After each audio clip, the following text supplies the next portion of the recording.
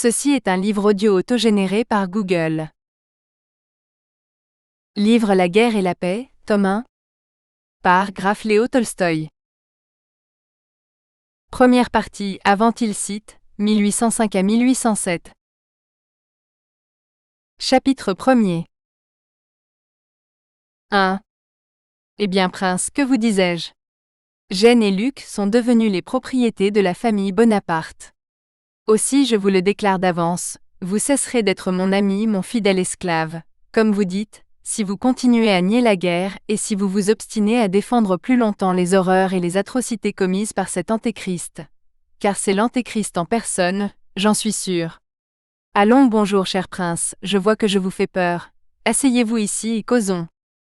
Ainsi s'exprimait en juillet 1805 Anna Pavlovna Scherer, qui était demoiselle d'honneur de Sa Majesté l'impératrice Marie Féodorovna, et qui faisait même partie de l'entourage intime de Sa Majesté. Ces paroles s'adressaient au prince Basile, personnage grave et officiel, arrivé le premier à sa soirée. Mademoiselle Scherer toussait depuis quelques jours, c'était une grippe, disait-elle. Le mot grippe était alors une expression toute nouvelle et encore peu usitée. Un laquais en livrée rouge, la livrée de la cour, avait colporté le matin dans toute la ville des billets qui disaient invariablement « Si vous n'avez rien de mieux à faire, monsieur le comte ou mon prince, et si la perspective de passer la soirée chez une pauvre malade ne vous effraie pas trop, je serais charmé de vous voir chez moi entre 7 et 8. Anna Scherer. » Grand Dieu, quelle virulente sortie, répondit le prince sans se laisser émouvoir par cette réception. Le prince portait un uniforme de cour brodé d'or, chamarré de décorations, des bas de soie et des souliers à boucles. Sa figure plate souriait aimablement, il s'exprimait en français, ce français recherché dont nos grands-pères avaient l'habitude jusque dans leurs pensées, et sa voix avait ces inflexions mesurées et protectrices d'un homme de cour influent et vieilli dans ce milieu. Il s'approcha d'Anna Pavlovna, lui baisa la main, en inclinant sa tête chauve et parfumée, et s'installa ensuite à son aise sur le sofa. « Avant tout, cher ami, rassurez-moi de grâce sur votre santé, » continua-t-il d'un ton galant, qui laissait pourtant percer la moquerie et même l'indifférence à travers ses phrases d'une politesse banale. « Comment pourrais-je me bien porter, quand le moral est malade? Un cœur sensible n'a-t-il pas à souffrir de nos jours? Vous voilà chez moi pour toute la soirée, j'espère? Non, malheureusement, c'est aujourd'hui mercredi. L'ambassadeur d'Angleterre donne une grande fête et il faut que j'y paraisse. Ma fille viendra me chercher. Je croyais la fête remise à un autre jour, et je vous avouerai même que toutes ces réjouissances et tous ces feux d'artifice commencent à m'ennuyer terriblement.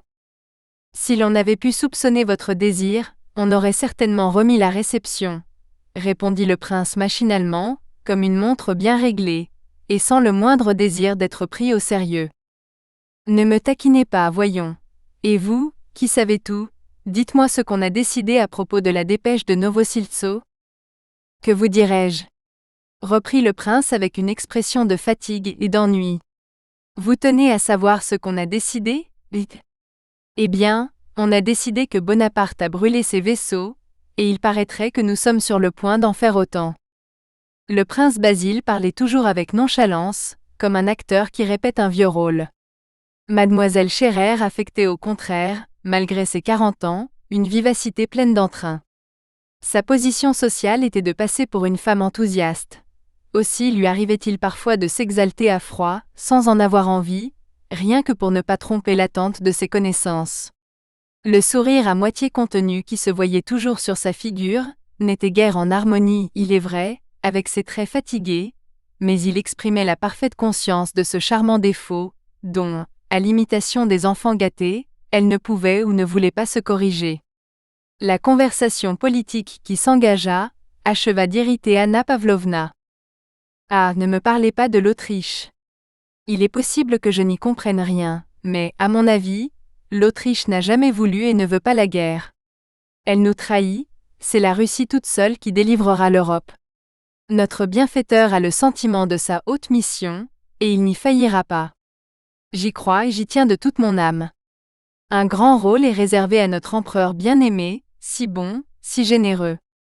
Dieu ne l'abandonnera pas. Il accomplira sa tâche et écrasera l'hydre des révolutions, devenue encore plus hideuse, si c'est possible, sous les traits de ce monstre, de cet assassin. C'est à nous de racheter le sang du juste. À qui se fier, je vous le demande? L'Angleterre a l'esprit trop mercantile pour comprendre l'élévation d'âme de l'empereur Alexandre. Elle a refusé de céder Malte. Elle attend, elle cherche une arrière-pensée derrière nos actes. Qu'ont-ils dit à Novosiltso? Rien.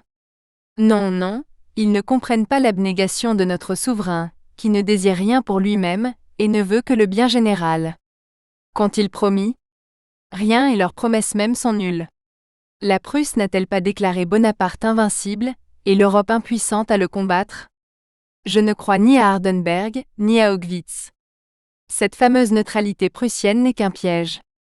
Mais j'ai foi en Dieu, et dans la haute destinée de notre cher empereur, le sauveur de l'Europe. Elle s'arrêta tout à coup, en souriant doucement à son propre entraînement. Que n'êtes-vous à la place de notre aimable Wintzingerode? Grâce à votre éloquence, vous auriez emporté d'assaut le consentement du roi de Prusse. Mais me donnerez-vous du thé? À l'instant. À propos, ajouta-t-elle en reprenant son calme, j'attends ce soir 2 hommes fort intéressants, le vicomte de Mortemart, allié aux Montmorency par les Rohan, une des plus illustres familles de France, un des bons émigrés, un vrai. L'autre, c'est l'abbé Moriot, cet esprit si profond. Vous savez qu'il a été reçu par l'empereur. Ah, je serais charmé. Mais dites-moi, je vous prie, continua le prince avec une nonchalance croissante, comme s'il venait seulement de songer à la question qu'il allait faire, tandis qu'elle était le but principal de sa visite. Dites-moi s'il est vrai que Sa Majesté l'impératrice mère ait désiré la nomination du baron Funk au poste de premier secrétaire à Vienne? Le baron me paraît si nul. Le prince Basile convoitait pour son fils ce même poste, qu'on tâchait de faire obtenir au baron Funk par la protection de l'impératrice Marie Féodorovna. Anna Pavlovna couvrit presque entièrement ses yeux en abaissant ses paupières. Cela voulait dire que ni elle ni personne ne savait ce qui pouvait convenir ou déplaire à l'impératrice. Le baron Funk a été recommandé à l'impératrice mère par la sœur de Sa Majesté, dit-elle d'un ton triste et sec. En prononçant ces paroles, Anna Pavlovna donna à sa figure l'expression d'un profond et sincère dévouement avec une teinte de mélancolie. Elle prenait cette expression chaque fois qu'elle prononçait le nom de son auguste protectrice, et son regard se voila de nouveau lorsqu'elle ajouta que Sa Majesté témoignait beaucoup d'estime au baron Funk. Le prince se taisait, avec un air de profonde indifférence, et pourtant Anna Pavlovna, avec son tact et sa finesse de femme et de femme de cour, venait de lui allonger un petit coup de griffe, pour s'être permis un jugement téméraire sur une personne recommandée aux bontés de l'impératrice. Mais elle s'empressa aussitôt de le consoler. Parlons un peu des vôtres. Savez-vous que votre fille fait les délices de la société, depuis son apparition dans le monde? On la trouve belle comme le jour. Le prince fit un salut qui exprimait son respect et sa reconnaissance. Que de fois n'ai-je pas été frappé de l'injuste répartition du bonheur dans cette vie, continua Anna Pavlovna, après un instant de silence. Elle se rapprocha du prince avec un aimable sourire pour lui faire comprendre qu'elle abandonnait le terrain de la politique et les causeries de salon pour commencer un entretien intime. Pourquoi, par exemple, le sort vous a-t-il accordé de charmants enfants tels que les vôtres, à l'exception pourtant d'Anatole, votre cadet, que je n'aime pas? Ajouta-t-elle avec la décision d'un jugement sans appel, et en levant les sourcils. Vous êtes le dernier à les apprécier, vous ne les méritez donc pas. Et elle sourit de son sourire enthousiaste. Que voulez-vous? Dit le prince. Lavater aurait certainement découvert que je n'ai pas la bosse de la paternité. Trêve de plaisanterie. Il faut que je vous parle sérieusement. Je suis très mécontente de votre cadet, entre nous soit dit. On a parlé de lui chez Sa Majesté. Sa figure à ces mots prit une expression de tristesse, et on vous a plaint. Le prince ne répondit rien. Elle le regarda en silence et attendit. Je ne sais plus que faire, reprit-il avec humeur. Comme père, j'ai fait ce que j'ai pu pour leur éducation, et tous les deux ont mal tourné. Hippolyte du moins est un imbécile paisible, tandis qu'Anatole est un imbécile turbulent, c'est la seule différence qu'il y ait entre eux. Il sourit cette fois plus naturellement, plus franchement, et quelque chose de grossier et de désagréable se dessina dans les replis de sa bouche ridée. Les hommes comme vous ne devraient pas avoir d'enfants, si vous n'étiez pas père, je n'aurais aucun reproche à vous adresser, lui dit d'un air pensif mademoiselle Scherer. Je suis votre fidèle esclave, vous le savez. Aussi est-ce à vous seul que je puis me confesser. Mes enfants ne sont pour moi qu'un lourd fardeau et la croix de mon existence, c'est ainsi que je les accepte. Que faire? Et il se tut, en exprimant par un geste sa soumission à la destinée. Anna Pavlovna parut réfléchir. N'avez-vous jamais songé à marier votre fils prodigue, Anatole? Les vieilles filles ont, dit-on, la manie de marier les gens. Je ne crois pas avoir cette faiblesse, et pourtant j'ai une jeune fille en vue pour lui, une parente à nous, la princesse Bolkonsky, qui est très malheureuse auprès de son père. Le prince Basile ne dit rien, mais un léger mouvement de tête indiqua la rapidité de ses conclusions, rapidité familière à un homme du monde, et son empressement à enregistrer ces circonstances dans sa mémoire. Savez-vous bien que cet Anatole me coûte 40 000 roubles par an? Soupira-t-il, en donnant un libre cours à ses tristes pensées. Que sera-ce dans 5 ans, s'il y va de ce train? Voilà l'avantage d'être père. Est-elle riche, votre princesse? Son père est très riche et très avare. Il vit chez lui, à la campagne. C'est ce fameux prince Bolkonsky, auquel on a fait quitter le service du vivant de feu l'empereur, et qu'on avait surnommé le roi de Prusse. Il est fort intelligent, mais très original et assez difficile à vivre. La pauvre enfant est malheureuse comme les pierres. Elle n'a qu'un frère, qui a épousé depuis peu Lisa Heinen et qui est tête de camp de Kutuzov. Vous le verrez tout à l'heure. De grâce, chère Annette, dit le prince en saisissant tout à coup la main de mademoiselle Scherer, arrangez-moi cette affaire, et je serai à tout jamais le plus fidèle de vos esclavesses, comme l'écrit mon staroste au bas de ses rapports. Elle est de bonne famille et riche, c'est juste ce qu'il me faut. Et là-dessus, avec la familiarité de gestes élégante et aisée qui le distinguait, il baisa la main de la demoiselle d'honneur, puis, après l'avoir serrée légèrement, il s'enfonça dans son fauteuil en regardant d'un autre côté. « Eh bien écoutez, dit Anna Pavlovna, j'en causerai ce soir même avec Lise Bolkonsky. Qui sait? Cela s'arrangera peut-être. Je vais faire, dans l'intérêt de votre famille, l'apprentissage de mon métier de vieille fille. » 2. Le salon d'Anna Pavlovna s'emplissait peu à peu. La fine fleur de Pétersbourg y était réunie. Cette réunion se composait, il est vrai, de personnes dont le caractère et l'âge différaient beaucoup, mais qui étaient toutes du même bord. La fille du prince Basile, la belle Hélène, venait d'arriver pour emmener son père et se rendre avec lui à la fête de l'ambassadeur d'Angleterre. Elle était en toilette de bal, avec le chiffre de demoiselle d'honneur à son corsage. La plus séduisante femme de Pétersbourg, la toute jeune et toute mignonne princesse Bolkonsky, y était également. Mariée l'hiver précédent, sa situation intéressante, tout en lui interdisant les grandes réunions, lui permettait encore de prendre part aux soirées intimes. On y voyait aussi le prince Hippolyte, fils du prince Basile, suivi de Mortemart, qu'il présentait à ses connaissances, l'abbé Moriot et bien d'autres. Avez-vous vu ma tante? Ou bien, ne connaissez-vous pas ma tante? Répétait invariablement Anna Pavlovna à chacun de ses invités, en les conduisant vers une petite vieille coiffée de nœuds gigantesques, qui venait de faire son apparition. Mademoiselle Scherer portait lentement son regard du nouvel arrivé sur sa tante, en le lui présentant, et la quittait aussitôt pour en amener d'autres. Tous accomplissaient la même cérémonie auprès de cette tante inconnue et inutile, qui n'intéressait personne. Anna Pavlovna écoutait et approuvait l'échange de leurs civilités, d'un air à la fois triste et solennel.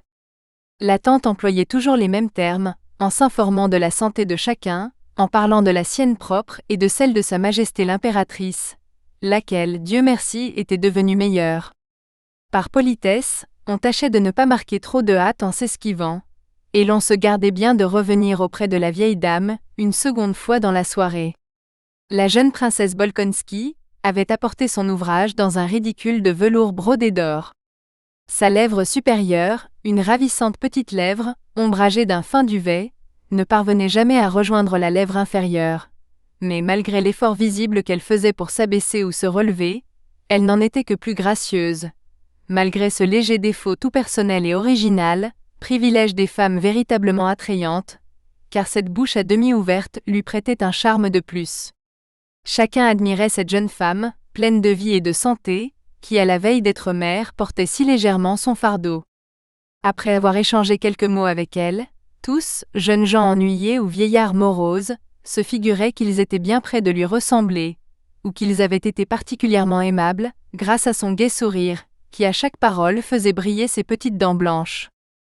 La petite princesse fit le tour de la table à petits pas et en se dandinant, puis, après avoir arrangé les plis de sa robe, elle s'assit sur le canapé à côté du samovar, de l'air d'une personne qui n'avait eu dans tout cela qu'un seul but, son propre plaisir et celui des autres. « J'ai apporté mon ouvrage », dit-elle en ouvrant son sac et en s'adressant à la société en général. « Prenez garde, Annette, n'allez pas me jouer quelque méchant tour. Vous m'avez écrit que votre soirée serait toute petite. Aussi voyez comme me voilà attifée. » Et elle étendit les bras pour mieux faire valoir son élégante robe grise, garnie de dentelle, et serrée un peu au-dessous de la gorge par une large ceinture. « Soyez tranquille, Lise, vous serez malgré tout la plus jolie. Savez-vous que mon mari m'abandonne ? Continua-t-elle, en s'adressant du même ton à un général. Il va se faire tuer. À quoi bon cette horrible guerre ? Dit-elle au prince Basile. Et sans attendre sa réponse, elle se mit à causer avec la fille du prince, la belle Hélène. Quelle gentille personne que cette petite princesse, dit tout bas le prince Basile à Anna Pavlovna. Bientôt après, un jeune homme, gros et lourd, aux cheveux ras, fit son entrée dans le salon. Il portait des lunettes, un pantalon clair à la mode de l'époque, un immense jabot et un habit brun. C'était le fils naturel du comte Bezukhao, un grand seigneur très connu du temps de Catherine, et qui se mourait en ce moment à Moscou. Le jeune homme n'avait encore fait choix d'aucune carrière. Il arrivait de l'étranger, où il avait été élevé, et se montrait pour la première fois dans le monde. Anna Pavlovna l'accueillit avec le salut dont elle gratifiait ses hôtes les plus obscurs. Pourtant, à la vue de Pierre, et malgré ce salut d'un ordre inférieur, sa figure exprima un mélange d'inquiétude et de crainte, sentiment que l'on éprouve à la vue d'un objet colossal qui ne serait pas à sa place.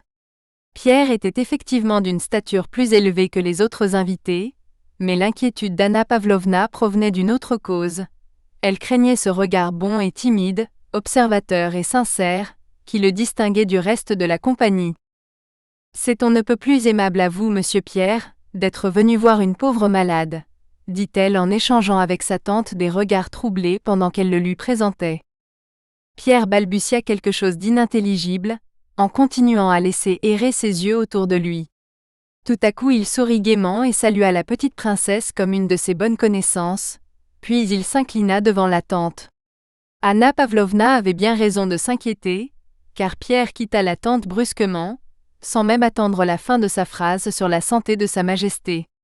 Elle l'arrêta tout effrayée. « Connaissez-vous l'abbé Morio ? » lui dit-elle.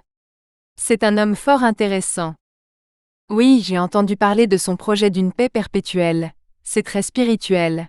Mais ce n'est guère praticable. »« Croyez-vous » dit Anna Pavlovna, pour dire quelque chose, en rentrant dans son rôle de maîtresse de maison. Mais Pierre se rendit coupable d'une seconde incivilité.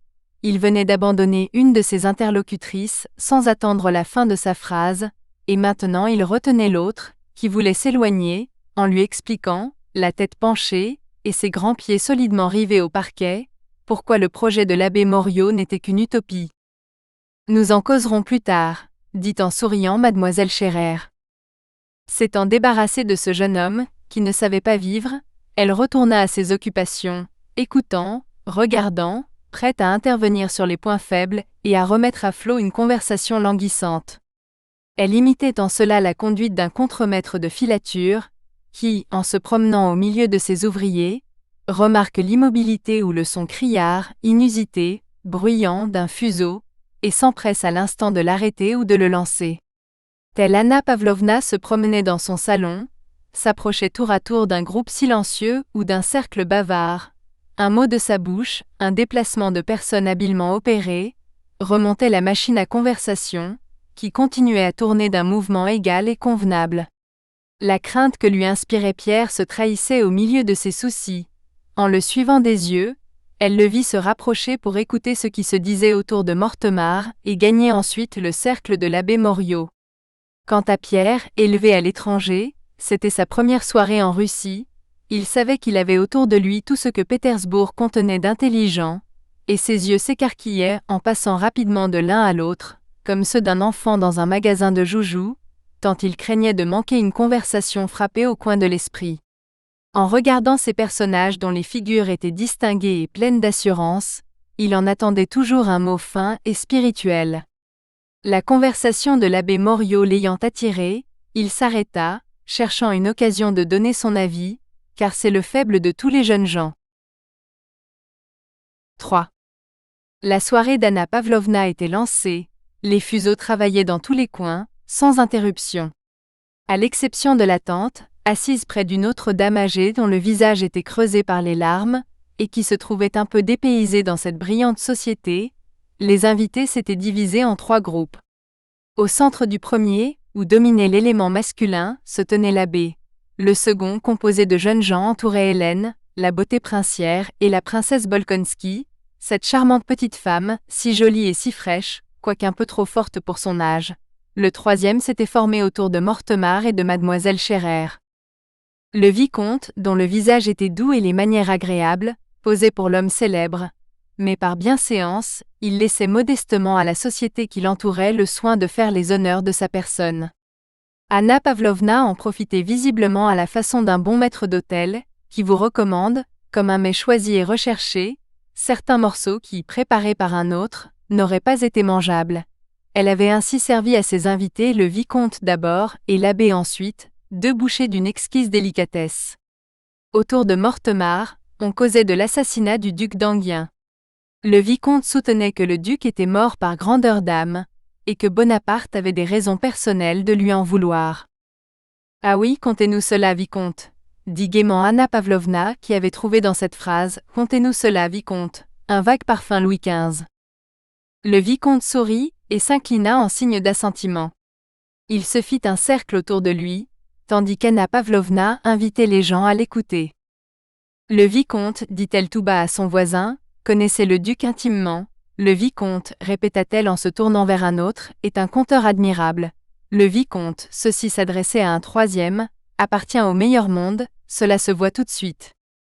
Voilà comment le vicomte se trouvait offert au public comme un gibier rare, avec la manière d'offrir la plus distinguée et la plus alléchante. Il souriait avec finesse au moment de commencer son récit. « Venez vous asseoir ici, ma chère Hélène », dit Anna Pavlovna en s'adressant à la belle jeune fille, qui était le centre d'un autre groupe. La princesse Hélène garda en se levant cet inaltérable sourire qu'elle avait sur les lèvres depuis son entrée, et qui était son apanage de beauté sans rivale. Frôlant à peine de sa toilette blanche garnie de lierre et d'herbage, les hommes, qui se reculaient pour la laisser passer, elle avança toute scintillante du feu des pierreries, du lustre de ses cheveux, de l'éblouissante blancheur de ses épaules, symbole vivant de l'éclat d'une fête. Elle ne regardait personne, mais souriant à tous, elle accordait pour ainsi dire à chacun le droit d'admirer la beauté de sa taille, ses épaules si rondes, que son corsage échancré à la mode du jour laissait à découvert, ainsi qu'une partie de la gorge et du dos. Hélène était si merveilleusement belle qu'elle ne pouvait avoir l'ombre de coquetterie, elle se sentait en entrant comme gênée d'une beauté si parfaite et si triomphante, et elle aurait désiré en affaiblir l'impression, qu'elle n'aurait pu y réussir. « Qu'elle est belle !» s'écriait-on en la regardant. Le vicomte eut un mouvement d'épaule en baissant les yeux, comme frappé par une apparition surnaturelle, pendant qu'Hélène s'asseyait près de lui, en l'éclairant lui aussi de son éternel sourire. « Je suis, dit-il, tout intimidé devant un pareil auditoire. » Hélène, appuyant son beau bras sur une table, ne jugea pas nécessaire de répondre, elle souriait et attendait. Tout le temps que dura le récit, elle se tint droite, abaissant parfois son regard sur sa belle main potelée, sur sa gorge encore plus belle, jouant avec le collier de diamants qui l'ornait, étalant sa robe, et se retournant aux endroits dramatiques vers Anna Pavlovna, pour imiter l'expression de sa physionomie, et reprendre ensuite son calme et placide sourire. La petite princesse avait également quitté la table de thé. « Attendez, je vais prendre mon ouvrage. »« Eh bien, que faites-vous ? À quoi pensez-vous ? » dit-elle à Hippolyte. « Apportez-moi donc mon ridicule. » La princesse, riant et parlant à la fois, avait causé un déplacement général. « Je suis très bien ici. continua-t-elle en s'asseyant pour recevoir son ridicule des mains du prince Hippolyte, qui avança un fauteuil et se plaça à côté d'elle. Le charmant Hippolyte ressemblait d'une manière frappante à sa sœur, la belle des belles, quoiqu'il fût remarquablement laid. Les traits étaient les mêmes, mais chez sa sœur ils étaient transfigurés par ce sourire invariablement radieux, satisfait, plein de jeunesse, et par la perfection classique de toute sa personne. Sur le visage du frère se peignait au contraire l'idiotisme, joint à une humeur constamment boudeuse. Sa personne était faible et malingre, ses yeux, son nez, sa bouche paraissaient se confondre en une grimace indéterminée et ennuyée, tandis que ses pieds et ses mains se tordaient et prenaient des poses impossibles. « Est-ce une histoire de revenant ?» demanda-t-il en portant son lorgnon à ses yeux, comme si cet objet devait lui rendre l'élocution plus facile. « Pas le moins du monde, » dit le narrateur stupéfait.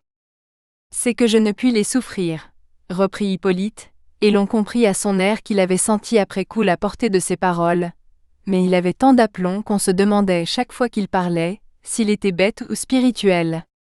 Il portait un habit à pans vert foncé, des inexpressibles couleurs chairs de nymphe émue, selon sa propre expression, des bas et des souliers à boucles. Le vicomte conta fort agréablement l'anecdote qui circulait sur le duc d'Enghien. Il s'était, disait-on, rendu secrètement à Paris, pour voir mademoiselle Georges, et il y avait rencontré Bonaparte, que l'éminent artiste favorisait également.